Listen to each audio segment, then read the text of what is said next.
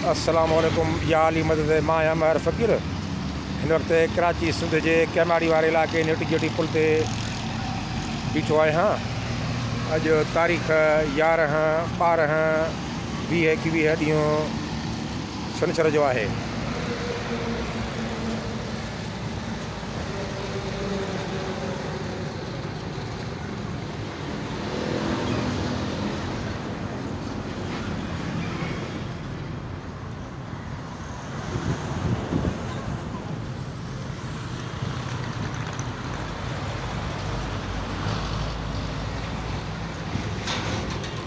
ही पोयां माण्हू पखियुनि खे दाणो विझनि पिया ऐं ओॾा मतिलबु पखियुनि खे फिफड़ जहिड़ा बि ख़राब ईंदा आहिनि पिसनि ते।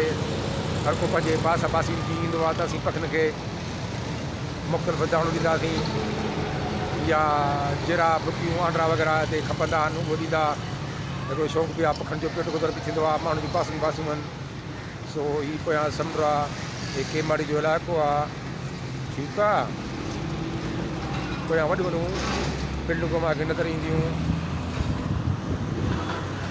पोयां समुंड आहे जिते ॿाहिरियां वॾा वॾा पहिरीं जहाज़ ईंदा आहिनि, सामान लहंदो आहे।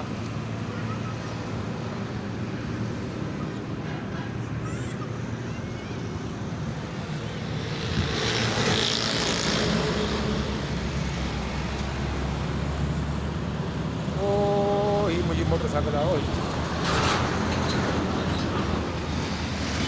चलो ठीकु आहे, सुभाणे मोकल पूरी आहे, वरी ड्यूटी ते रवाना थींदासीं।